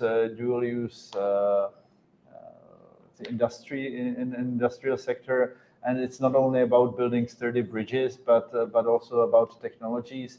And of course, we cannot talk about starting new factories for tanks or airplanes, because this would take years or decades. But we are trying to look at areas where we have let's say where the threshold of entry is a bit lower. And in that, and we have an interesting story which came let's say not systematically, but by a matter of chance and by a matter of people being connected, which is the drone program or drone development in Karlovy Vary region, which is one of our weakest regions from all perspectives. And I will probably talk about it more later, not to be long in the beginning. But this is one of the stories, and I like stories in regional development because sometimes it's hard to grasp because there's a lot of things. And this is one of the opportunities for this region, which is in a development trap, to actually get a restart and at the same time to start one of these let's say defense hubs, which we heard about earlier. So that's from me. Right, thank you, Jan. Before I continue on with Mikuláš, actually you brought me back to the question I had prepared for Valeria, because your two perspectives were highlighting how important is actually the resilience of society. So my question to the two of you is, how do you see the role of the civil society in terms of this defense buildup and in terms of actually its resilience towards a potential threat that it's looming from the east? You'd like me to start? So I think for me the easiest way to reply is to just reflect what Ukrainians did since the beginning of the full-scale invasion. I think it's hard to find a single person in Ukraine who didn't go through the Red Cross training, how to provide the first aid. So I think that this is everyone can do this, and God forbid you need to use it ever in your life, especially in the work context. It's just useful to have it. You feel more comfortable. You feel like you can save lives if it's needed. The second, so self-education. The second thing you can do is to do news and information hygiene. How usually do you check the information that you see on your news feeds, how sure you are about the news channels and the Telegram channels you're subscribed to. I don't even have to go too far. While we're having this online event, we have one Russian bot who's constantly bombing us with the comments about Nazi Ukraine. Like like that's ridiculous. That's something that you just have to be aware about and to do your part as a responsible civilian. And the third thing is to get proactively involved into the communities. It shouldn't be necessarily Volt. Of course, like here we're doing this under the umbrella of Volt, but it's important to proactively educate yourself on the defense issues. Because otherwise it's like riding a horse without giving any direction to the horse. We are living in the world where you cannot be apolitical. You just cannot. It really influences your everyday life. You should go and vote, and you should do your part in persuading your, I don't know, grandmother, please don't go and vote for Babiš, for instance, you know. Things like this. I think that would be a good start. All right, thank you for the nudge towards Mr. Babiš. So, Jan, do you see the issue with, for example, the regions being left behind in similar perspective, that the people wouldn't actually be willing to participate if they would be in a situation where, for example, you mentioned Carlsbad region. So, in case of those people, do you think they would be less keen on to act in case of some emergency?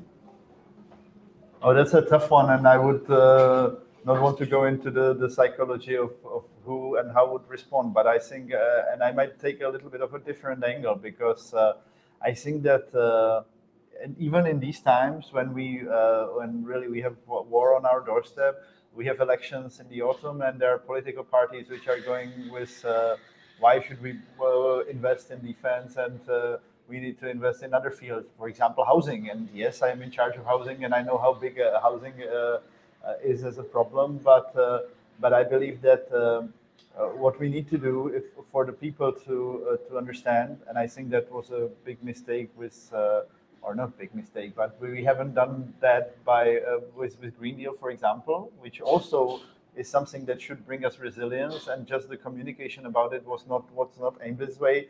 Is that we need to figure out ways of explaining to the people that it's not that building up defense is not just buying expensive planes and armored vehicles, but that it's also about something that can help us progress, that can help us develop our own industry. And I think that we need to focus on these things, not to say to the people, look, we need a choice between, you know, building schools or improving the economy and spending money on the army.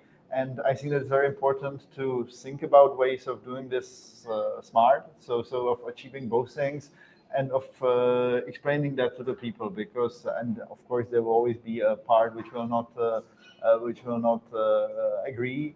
But it's important to have this part as 10% and not 40 or 50%.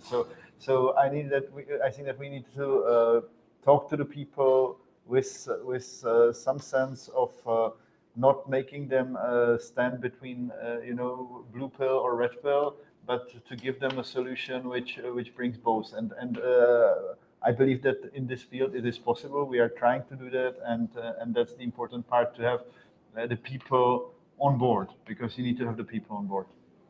All right, thank you very much. I mean, I saw Mikuláš look at me like when it's his time, so I suppose go for it. Thanks. Thanks for the opportunity to speak. I will probably again resemble to my time in the European Parliament, where I was basically more, among the members more responsible for the economy. I mean, I believe the economy is important, because as much as the war is being decided is being won on the battlegrounds, it's being decided by the economy, and there we really need to talk about like what to do, because we should probably acknowledge the fact that in fact we are sort of like building a war economy of Europe, because Europe is in a way in war. What's problematic there is this, that we are really not yet prepared for this type of setup. I mean, like the US were, after they were established, or after they declared the independence, quite vulnerable as well.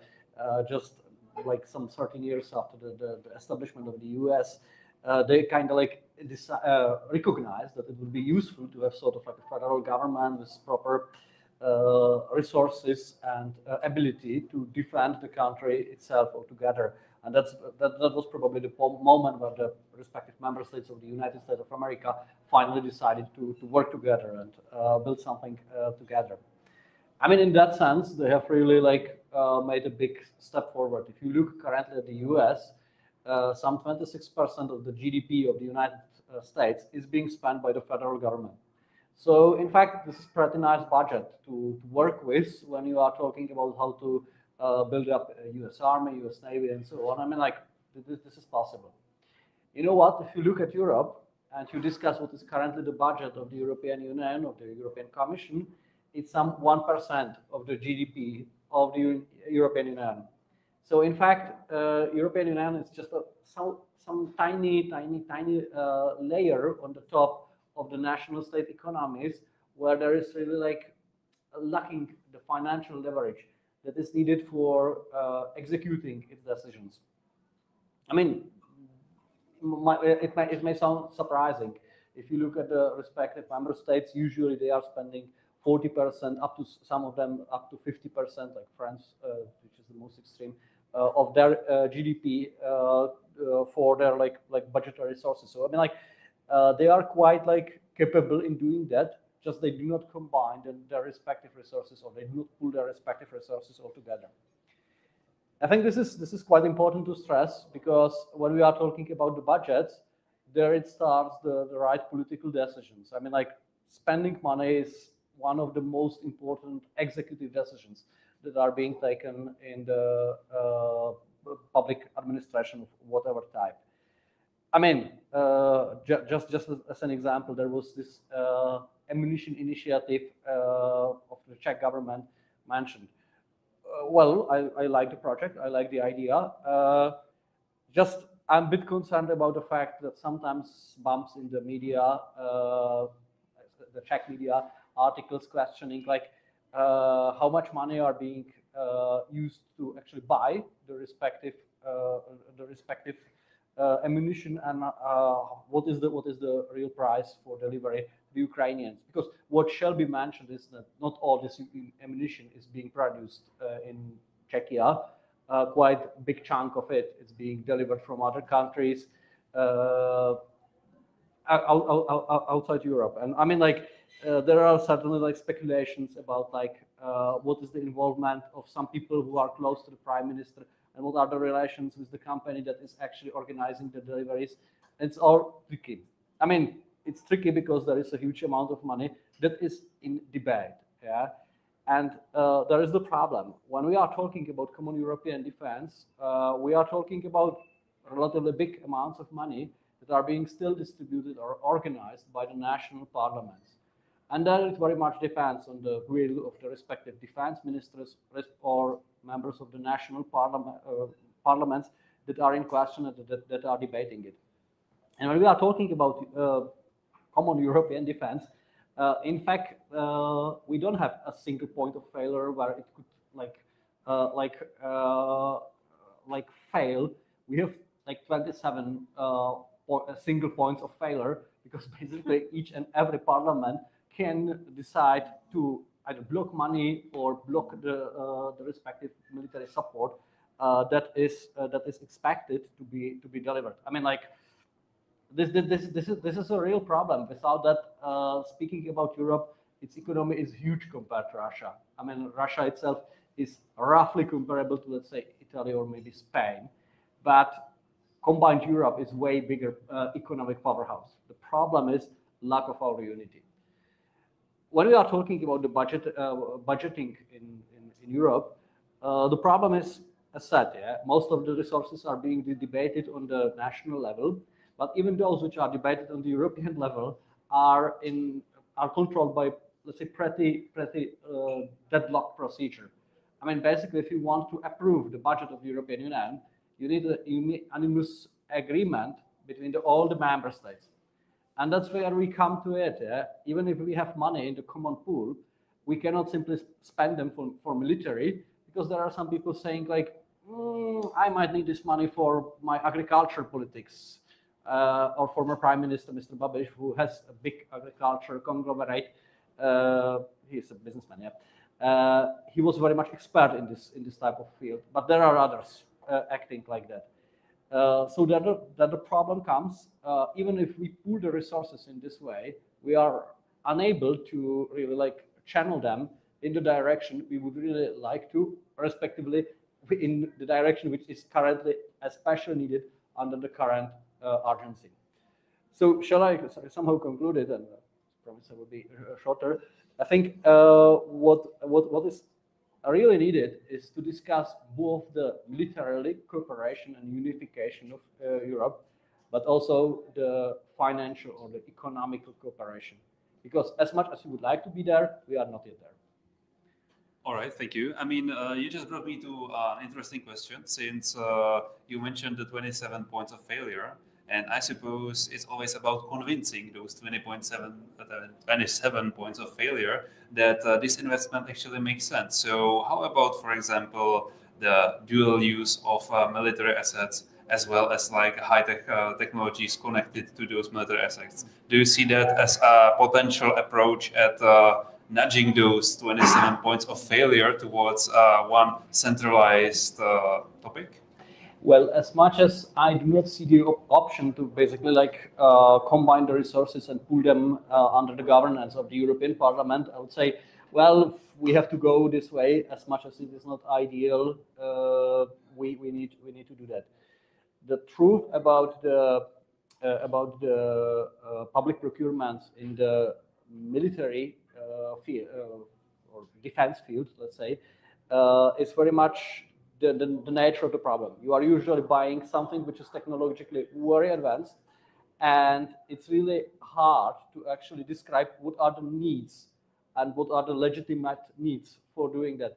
So quite often, or sometimes you can just end up in a situation that you basically have one company entering into the procurement, which is at the end of the day win it because it's a strategical interest. This is not really an efficient thing. So yeah, certainly for delivering, we can consider the dual use, but let's talk very much about like what do we actually need and what do we expect from the procurements, because if somebody tells you that we need precisely this type of machine gun with precisely this type of features, maybe precisely just one machine gun of that type is being produced. All right, I suppose that makes sense. And I saw Jan wanting to respond, so here we go. Yeah, I need to react a little bit because on the one hand, we talk about the urgency and the need to respond, and on the other hand, I don't really like the criticism of the Czech munition initiative, because while we are sitting here in a coffee house in Prague, these guys, this team is in Africa, in sub-Saharan Africa, dealing with warlords and the likes, and to talk about our doubts about public procurement. Yes, it would be great if Europe could produce this munition for the Ukrainian soldiers to have something to shoot at the Russians. But at the moment we are not, and yes, they are bringing this stuff in from countries which are outside Europe, because the munition is there, and I believe that we should be thanking them and not critiquing it. And I think that this is also a problem, and this might be one of the problems why Europe cannot form its own defense, because we have too many public procurement rules and too many restrictions and too many debates about everything. And on my part, I am proud of what the Czech Munition Initiative is doing, and I think it's one of the most amazing things that we were able to organize it, and it's something that makes us let's say unique in European sense, at least. So I think that if we talk about the urgency and if we talk about the need to unite and to actually do something together, we should also talk about the fact that we need to some sense, let the people do what they do, and sure, there needs to be control, there needs to be debate about it. But if we question every little step, then we are never going to move forward, because there will always be doubt about whose interest it is in. So I just needed to feel the need to react to that a little bit. Right. I saw Mikuláš also wanting to continue on that, and I suppose I see the 27 point of failure as a part of your argument, because that's one of the elements that actually highlighting how this perspective is problematic. But let me give floor to Mikuláš, who wanted to respond. Well, I absolutely understand this point of view, and certainly I'm for sure on the side of we need to deliver to the Ukraine as much as possible. Just the question is, and now I would specifically refer to the what you said about the resilience. I mean, there will be Czech national elections in few months, and the party which is most likely to win will is same time being considered quite openly supportive or receptive to Russian interests. I mean, I really truly hope that everything which was so far contracted within the Czech ammunition initiative will be really able to stay the test of publication. Shall this pro-Russian party become a governmental one? All right. I suppose it's time for Maria to actually give her perspective on how she sees this initiative. I mean, I suppose the Ukrainian perspective is the most important in the end. I think it's very easy from our perspective. We need more, and as soon as possible. So whatever are the details of the programs, honestly, as my colleague has already said, let people do their job. And then we will have a chance to at least hold the line, because I don't know if you know the situation for now, but we are critically running out of missiles to shut down the cruise missiles and other missiles that are coming from Russia. We are critically running down of ammunition on the front line. So basically, if we get 10 shoots, we can only respond with 1 or 2. So the proportion is very, very dramatic now. So and I agree with when the Czech initiative became public, everyone was super happy, and I remember my friends were texting me. So when it's coming, when it's coming, when it's coming. Of course, it wasn't as fast as we all wanted, but I think we're all learning. It's just a pity that we're learning at the expense of Ukrainians, because we kind of gave already 3 years to the European Union and to the European member states to learn their lessons, to get their shit together, simply speaking, and. We don't have unlimited amount of men and women to give you time to do the trialogue for your regulations and directives and negotiate the multi-annual financial framework and to negotiate the top-up of the defense budget. We simply don't have time for that. So I think that would be my response. All right, thank you for that. And I suppose one of the most important lessons learned, which was actually the underlying topic of today's panel discussion, or what's supposed to be, was drones. Because their use in the conflict is something unseen before. I mean, we know that the first military use of drones, in the sense that is happening right now, was actually by ISIS during the Syrian war, which is a fun fact for the audience. But anyway, I would love to ask all of you, how do you perceive this as one of the core elements of what could be part of the European defense, and what could be one of the core lessons learned, not only for Ukrainians, but also more importantly for Europe as a whole? Yeah, well, I don't think that the drones as a part of warfare, a matter of perspective, is just there. I've heard that the number is used in Ukraine, I think 2 million per year. Because of that, and again, this is wartime economy, wartime development, because usually the life cycle of a product, of a drone, from the companies that what we hear from the companies that produce them here is around 2 or 3 years, and at the moment this life cycle is 2 or 3 weeks. So every 2 or 3 weeks they roll out a new product, and the advantage of drones over fighter planes and tanks is, of course, because the threshold of entry into this industry is quite low, because basically, and it's happening now in Ukraine, that people are producing them at home using 3D printers, and a lot of that can be done. And it's not just about drones, it's about disruptive technology and stuff like that. And it's a very important part of what's happening now on the front lines. And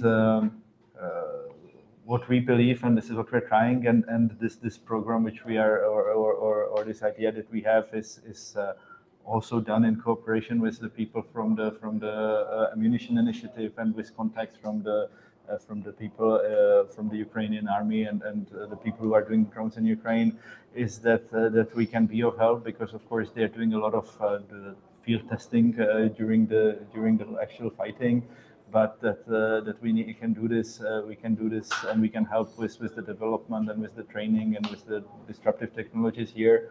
And again, this is something that we are well equipped to do, because, well, for example, in 3D printing, which is an important part of drone development and manufacture, we have one of the 2 top companies in the world in this field at the moment. So we have the predispositions, and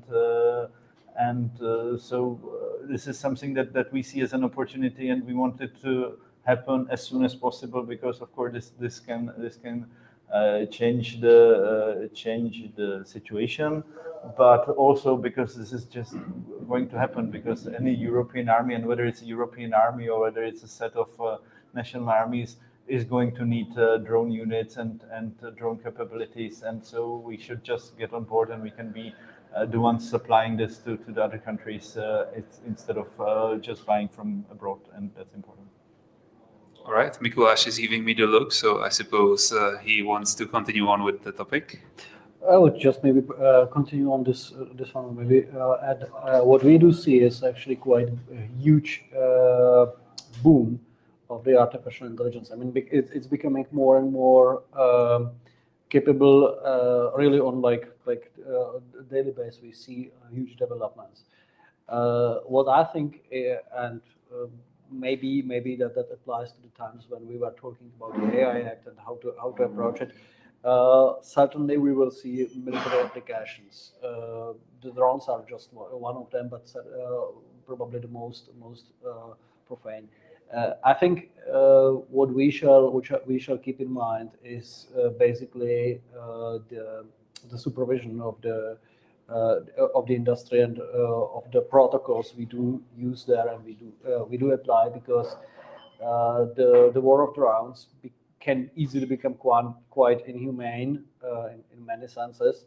And I think at the end of the day, the decision shall always stay on the human operator, whether or how to use the respective weapons, rather than just like give or transfer the full control to the AI. Maybe I will be at this sense considered to be kind of like too pessimistic compared to what we do see in some countries like China and the others, which are blindly transferring the control towards the AI. I would say let's keep some like realistic balance in this, and let's keep in mind that we are here also fighting for Europe, which represents the human rights and which represents certain point of view on the world, and shall not be replaced just by the AI. All right, that's actually an interesting perspective, since I, as a developer of computer vision, I'm quite interested in that. But I suppose one of the biggest issues of this perspective is actually how stupid the AI can be. And that's, I would probably sideline a bit with a story, but DARPA, which was mentioned by Teun, was creating one project which was actually trying to locate a person with a turret who's walking towards it. Guess how the Marines who were training the model in the end defeated it? Do you have any idea? Walking on hands. No. They took a paper box, put it on top of them, and guess what? The AI had no idea that if a paper box was walking towards it, it can be also a person. So I suppose one of the more interesting perspectives would be actually how to prepare this AI to adapt to real world scenarios, or actually how to adapt this technology to real world scenarios. And that would bring me back to Jan, because he mentioned the drone polygon project, and I would like to hear more about that, because that's, at least in my opinion, the place where actually this training could happen, and where guys in paper boxes could probably try to outmatch drones. I don't know about guys in paper boxes. This is probably something that's going to be left to the, let's say, more military use part, but definitely drones. Drones are a perfect example of dual use.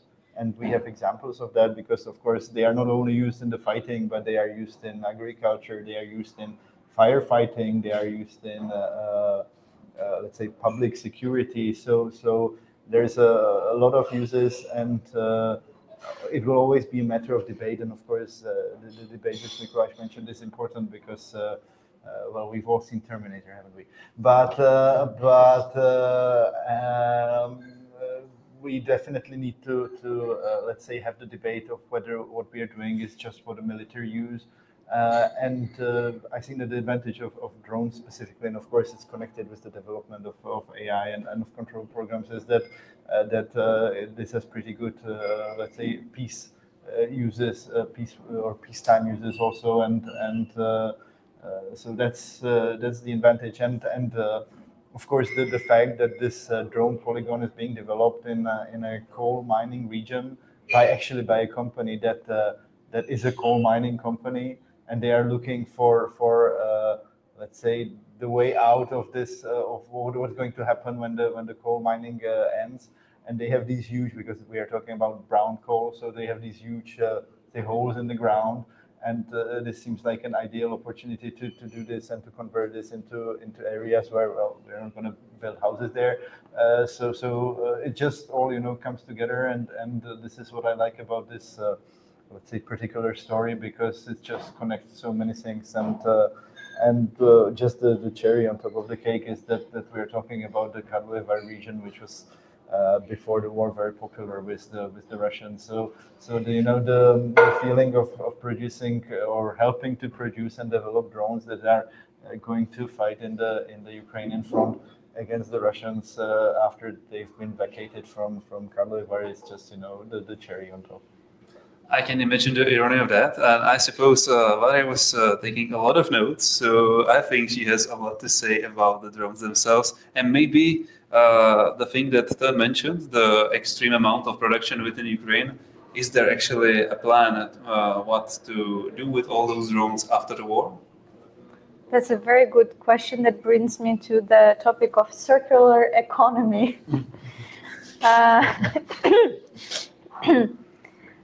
Which lots of institutions, including the European Commission, are trying to promote in Ukraine, because it's not only about drones, it's also about the debris after the attacks and other war-related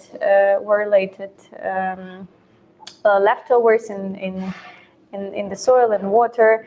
But I would say it's as you're asking how to deal with all those drones after. Let's win the war first, and then think what to do with those drones after. Because it feels like we're jumping into into three steps ahead, not looking into the issue in front of us. And the issue is that while it's 2-3 weeks innovation cycle is 2-3 weeks for Ukraine, it's the same for Russia. We forget that we're not the only one who are sitting and innovating because we want to survive.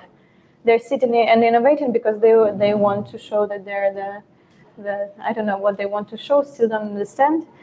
And the second thing is that if we assemble drone at home, which is happening all over Ukraine, you must understand that when it comes to the front line and it is assembled not up to the rules, or there can be so many casualties just because it's a drone assembled by some grandma in the kitchen, and it actually takes more time and it inspires more issues in the squads to make sure that those drones that they receive from lay public, from a Ukrainian like my father or like mom, are actually operational. So together with this sentiment of public support to the army comes lots of risks that are not addressed. We don't know how to address them. Of course, there are also lots of schools now opening in Ukraine where people can go and just learn how to assemble it professionally and how to become a drone operator, because our men, those who haven't been drafted yet, understand that it's a matter of time. Like for now, there is no man in Ukraine who thinks that he will not be drafted. Everyone will be drafted in the end of the day if we have those long cycles of decision making. And at some point we will just run out of Ukrainians to do the job. But I would like to finish my comment with this last comment about the fact that most of the drones that we are buying Ukrainians for our needs are Chinese. And it's kind of like a chicken and egg problem, right? China is helping Russia together with some other authoritarian states in their war effort against Ukraine, and we buy drones from them. Or it's the same issue as European Union is helping Ukraine to rebuild itself and to defend our territories, but at the same time buys Russian gas and liquefied natural gas. And these numbers are very usually 2x, 3x bigger than the actual investment in the reconstruction. So we have lots of these gray zones when we talk about drones and we talk about how this whole industry works. There is no black and white, and sometimes there is lots of hypocrisy in how the whole value chain is organized. All right, thank you for that. I mean, it makes perfect sense that this gray zone is problematic, but I suppose my continued question on top of this would be, can you imagine a European drone initiative? Like, I suppose some grander scheme than was the artillery shell initiative, but in terms of drones to replace this Chinese game of supplying both sides and learning the lessons they learn while using them. So Mikuláš is looking right at me, so I suppose he would be the first to respond.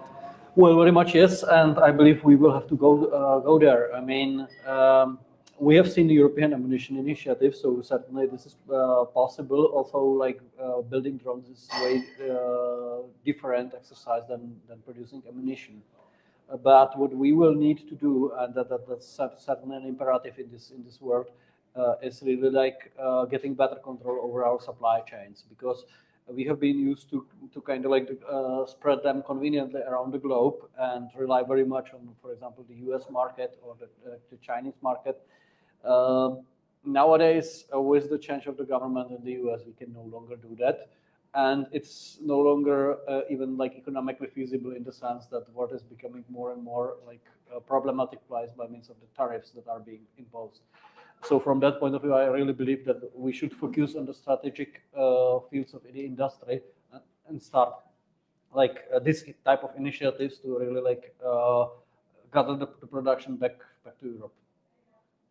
All right, maybe Jan, continue on, and I've been lectured that we actually run out of time from the panel itself, and we'll move on to the questions from the audience. So maybe just finish off with a reaction to this. Yeah, I absolutely believe we should and we can, because this is something that basically the drones that we can produce in Europe are as good as the drones that are produced anywhere else, while it's going to take a while before we can build our own F-35s or their equivalents. So I think this is where we should start, actually. All right, perfect, thank you. So we should probably move towards the questions, and I've seen Bogdan pointing fingers to the air, showcasing that there was a lot of questions from the online audience, so go for it. Thanks a lot. Again, thanks to our dear speakers. It's really a fascinating event today, and I think that our online audience is also appreciating it. So there are several discussion trees right now in the chat. So I want to refer to one of them. One of them is actually about AI, which we also discussed today. So the question is, regarding the AI and military sector, do you think we should regulate it or let companies, military industry, evolve in a natural way, evolve applications in this sector? And also about the AI, so that we are keeping on this topic. It's about, the question is if we should keep the person in the loop for AI military as well. Thanks a lot.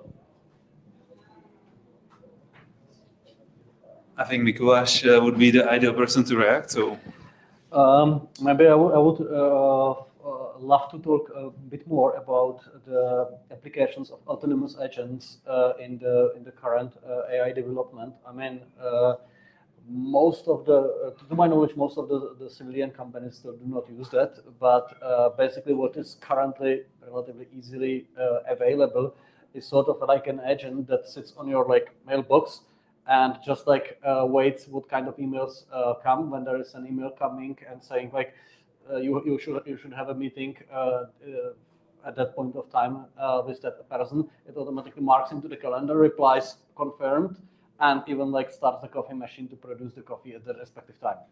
And the problem is that it figures it out on its own, and it's really not a rocket science to build such a thing. Well, think about where we are getting with this type of technologies when we really go for the military use. There was mentioned previously Terminator, respectively the Skynet. I mean, we are slowly kind of getting there. Yeah, I mean, it's not yet universal general AI, but we are getting there. And there, I would be really careful about what do we deploy there. I mean, everybody knows the so-called paperclip paradox. If you let the AI to maximize the production of paperclips, and you provide it the ability to kind of use as much resources as it wants, it will turn the whole world into paperclips. So these are paperclips. Let's not do it with the weapons. Okay, I'm seeing a question from our live audience, so let me move over there. Thanks a lot. Thank you one more time for the great discussion, and congratulations to Volt Czechia for organizing this event. I would like to reflect again on the lack of decisiveness and on the money, because we have heard a lot of great ideas, but we need to take money from somewhere. And I think it was you, Mikuláš, saying that one of the main weaknesses of European Union is the fact that we are divided. And I think we could show our strength if we would be taking the decisions faster. And speaking about money, there is one decision to be made. And I was wondering, what do you think, what we could do in order to make this decision? It's about the money that are blocked from Russia. There is a lot of countries that are agreeing we should start spending it. Yet, as far as I know, Germany, France, and Central Bank are blocking it. So I'm wondering, first of all, what do you think what we could make in order to push this decision further? And do you agree that this kind of decision would show not our weakness, but our strength? Thank you. Yes, I'm a big fan of seizing the Russian assets, and I'm a big fan of using them to help Ukraine with defense. Speaking about practical implementation, the biggest issue is, in fact, in each and every country, we are democratic countries, and we have something like constitution. And in the constitution, there is mentioned something like protecting individual ownership or ownership. And there it comes to the problem, because when we go for a legal instrument to kind of seize the assets, somebody can challenge that at court. I mean, this is basics of democratic establishment, and I mean, we cannot just skip the courts, because then we would no longer be democracies.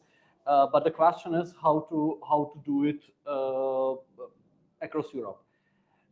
I would say this is more a question for lawyers who need to find a way, and who need to kind of inspire each other. So if one country finds a way how to solve the problem, maybe because our legal systems are similar, this can be so to say transferred to the other countries.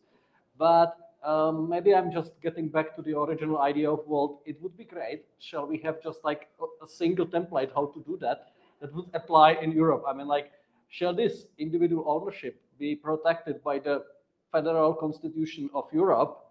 It would be actually way easier to handle this problem in every respective state rather than if we need to handle it in each and every state separately.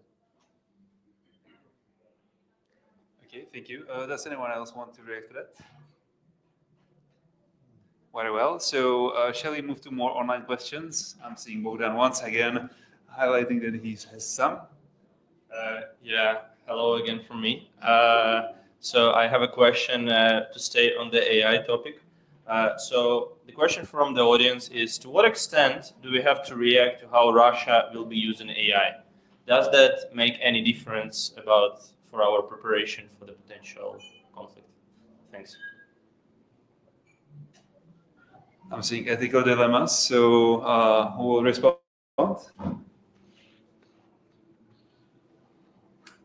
Just thinking about the answer, but I would say how the Russians are using AI is the Russian problem, not ours, because at the end of the day, I guess the people who are really like in the front line, they don't really care that much whether they are being slaughtered by a vicious person who is handling the weapon or by the AI.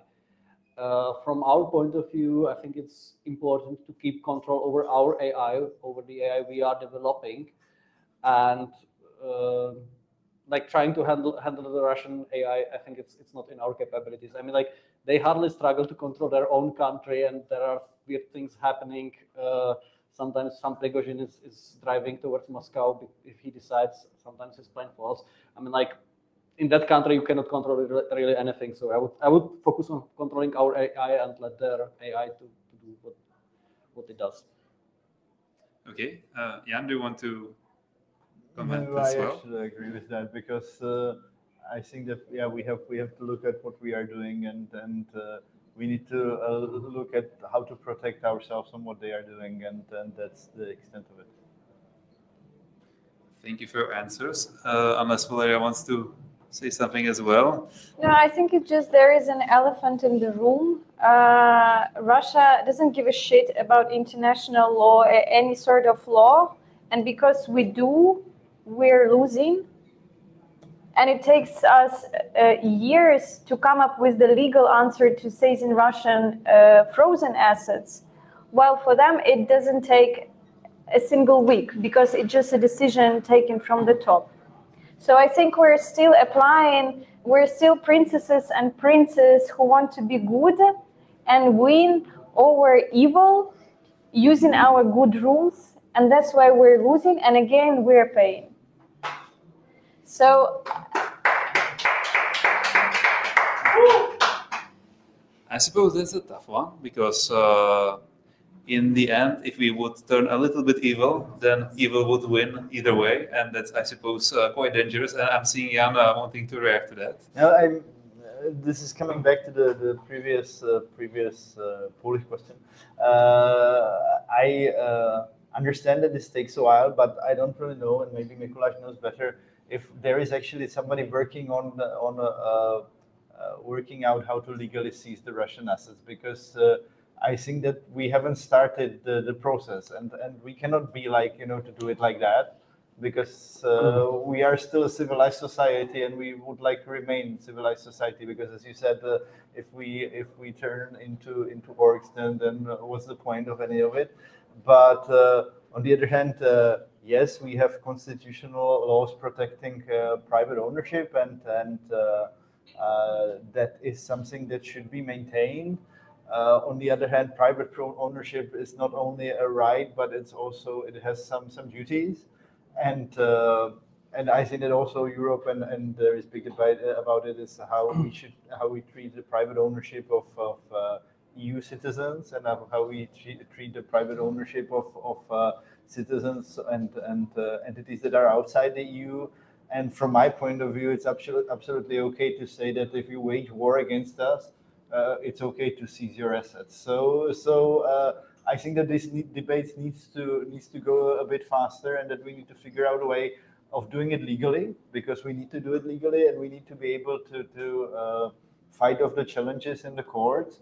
But it hasn't, from my point of view, it hasn't started yet, and it's been 3 years, and it's far too long. And we have to do it in a civilized way, but I think that we should already have started doing it.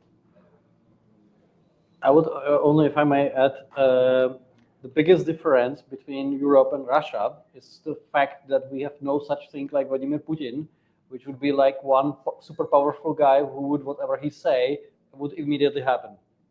Yeah, I mean, like, we have no such a person who would just like command everybody to do this and that. The fact is that our system means, or how our system works is, we have 4 things like procedures, we have 4 things rules, and we have something like rule of law, like casually just like skip it. I mean, it doesn't work, and that's what the difference between the European civilization and the contemporary Russia. And I'm very much in favor of like finding solution for this problem. Certainly there should be, and I think there is even some task force at the European Commission, but I don't check this fact. Don't rely on my memory. But so far, like, they are really like kind of like trying to tackle the problem of different legal systems, and the fact that we are not dictatorships. We cannot like size someone's property. And by the way, maybe if I may add, there is a huge space for implementing the sanctions against the Russians, because as much as we would like to apply, for example, sanctions like, say, no Russian company can do construction works here in Prague on repairing the streets, there is actually a bit an issue to actually find out which companies are owned by Russians. Because if you have company A owning company B, owning company C, owning company D, there is no such a business register where you would find this connection. There is no such thing as European business register. So as much as we would like to, for example, cut them from the public procurements to stop financing, or like to prevent them from receiving money from Europe, actually this is still an administrative issue on our side. And I'm just again repeating, we need European business register. Sorry, not sorry. Thank you. And I've been once again showed that we're running out of time. So is there one final short question from either the online or the in-person audience? Okay, I'm seeing one final quick question. I have a quick question to Mr. Schneider. Is that correct? Yeah. If today there will be a Czech company, which is a local manufacturer, would like to transform the manufacturer to offer its products for the military.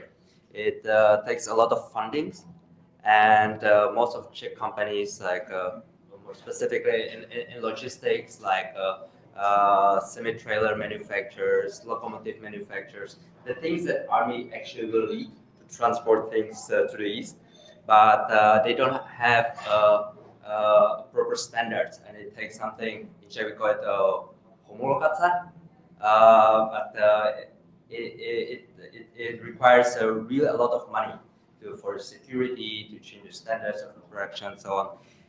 Is there any funding, or is there any place where the Czech manufacturers could apply for EU funding to transform the production into the army production? As far as I'm aware, and it's not my field of expertise by any chance, I don't think that that there is such a possibility. On the other hand, I am not sure how much this process is already in the, let's say, drone production, but I don't think that officially the army has drone units as of yet. They are of course working with it and testing it, but I don't know how developed this process is, and but not my field of expertise, so I wouldn't know. But it's a good question for sure. I just thought that they are from the Ministry of Regional Development. Yeah. Yeah, so I thought no difference. It's just working with them. All right, so thank you all within our audience for your questions. Thank you all in the online audience for your questions. And I would wholeheartedly want to thank all of our guests for their time. And we have a small present for all of them. So I'm probably going to give floor to Christian to actually fill in the void after me before I go for the gifts. Yes, as Adam said, thank you all to the guests and thank you all for the people online that are watching, and especially for the amazing people who are here with us today in Prague. As I stated at the beginning, this event was made possible, first of all, by Volt There, an association, an NGO association from the Netherlands, and this is part of a series of events each month with a different thematic community of Volt Europa. This time it was with the defense and security community here in and then here in Prague. Next month we are back, but then in Lille in France on the 31st of May with the thematic community on tourism, mobility and housing, where we're going to talk anything about European mobility infrastructure and the housing crisis. So thank you all again and wish you a good evening.